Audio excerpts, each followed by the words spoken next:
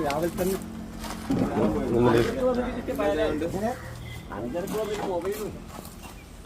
എന്ത് പുല്ലിനെ അഞ്ചരക്കാരനെ പാര് പൊരിക്കേ അങ്ങനെ അല്ല ഇവന് കുറച്ചും കൂടി അടിപൊളി പഠിക്കാം കേട്ടാ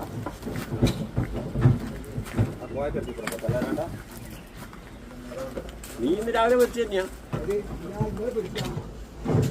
അല്ല ഞാൻ പറഞ്ഞ അല്ല സ്കീട്ടി